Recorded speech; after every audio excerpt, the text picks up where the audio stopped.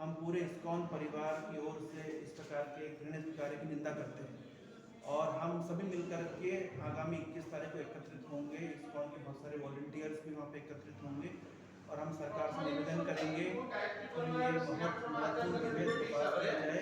बिना गोरक्षा किए सनातन धर्म या राष्ट्रीय विकास नहीं हो सकता है। इसको हमें समझने की जरूरत है और इसको करने की आवश्यकता है। दुनिया के प्रत्येक इस्कॉन मंदिर में गौशाला है। अमेरिका जैसे देश में जहाँ पे गौवध बहुत सामान्य है, वहाँ पर भी इस्कॉन के द्वारा हजारों गौशाला चलाई जा रही है।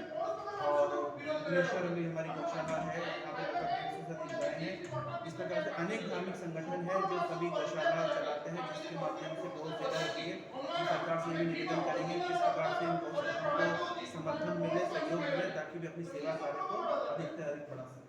अगर बिल पास होता है तो क्या आपको लगता है कि वो जो डेथ हो रहा है उनका निश्चित रूप से अगर ये बिल पास होता है तो काफ़ी हद तक जो गौ हत्या है उसमें कमी आएगी। लेकिन साथ साथ हमें सामाजिक स्तर पर उतर करके लोगों को जागरूक करना पड़ेगा कि गौ रक्षण गोवर्धन के क्या लाभ हैं और किस प्रकार से ये हमारी आध्यात्मिक, धार्मिक और यहाँ तक कि इकोनॉमिक डेवलपमेंट में भी बहुत सहायक है।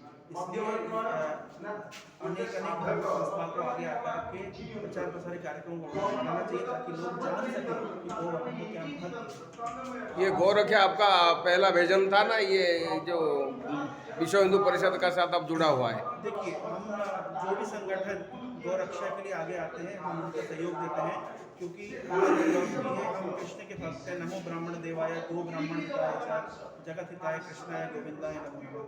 जहाँ कृष्ण की पूजा होती है वहाँ गाय की पूजा नहीं होती है। और जो भी संगठन हो, कोई भी व्यक्ति हो, विशेष हो, जो भी गौ रक्षा के लिए आगे आते हैं हम उनका तहे दिल से सहयोग करते हैं।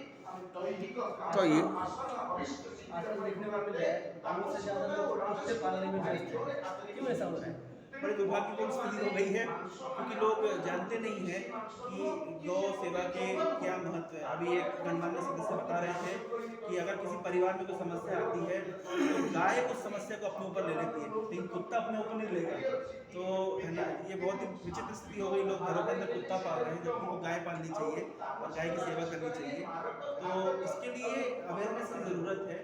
और हम देख रहे हैं कि जैसे जैसे इस्कॉन के माध्यम से विदेशों में प्रचार करते हैं तो बहुत सारे विदेशी गौ सेवा करने लगे। हमने ऐसे लोगों को देखा है जो गौ हत्या करते थे, गौ मांस भक्षण करते थे, लेकिन भगवत भक्ति के प्रभाव से उनके जीवन में परिवर्तन आया, एक शुद्ध शाकाहारी बन गए और गौ माता की सेवा करने लगे। आप समाज को क्या मैसेज देना चाहेंगे इसी बारे में? देखिए, समाज को हम ये मैसेज देना चाहेंगे कि जब भी किसी प्रकार का महत्वपूर्ण कार्य होता है उन्हें आगे आने की आवश्यकता है और उसको बेड़ा उठाने की आवश्यकता है। कुछ क्षणिक सुख के लिए, कुछ क्षणिक शारीरिक और इकोनॉमिक लाभ के लिए अगर हम इतना घृणित कार्य करेंगे तो for every action there is equal and opposite reaction. कर्म का फल सबको मिलेगा। इसलिए हमें चाहिए कि हम डरें, कम से कम इस प्रकार घृणित कार्य करने से डरें। ये तो बीफ का बिजनेस इंडिया में सबसे ज़्यादा प्रॉफिटेबल बिजनेस है अभी।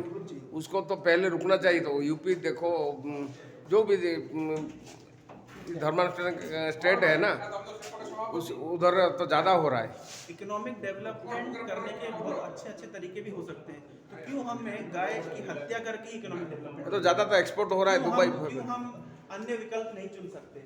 क्या पहले ज़माने में युधिष्ठिर महाराज के ज़माने में ऐसा भागवत में, महाभारत में लिखा गया है कि गाय इतनी प्रसन्न थी कि गाय के दूध इतना दूध देती थी कि जो घास थी वो पानी से नहीं, गाय के दूध से गीली हो जाती थी। और अगर आप पढ़ेंगे शास्त्रों में तो किस प्रकार का उनका ऐश्वर्य था। आज हमारा कहाँ ऐश्वर्य है? कहाँ वो सोने की थाली में खाते थे, हम लोग प्लास्टिक की थाली में कह रहे हैं। तो बीफ एक्सपोर्ट करें, कौन सा हमारा कल्याण हो गया है?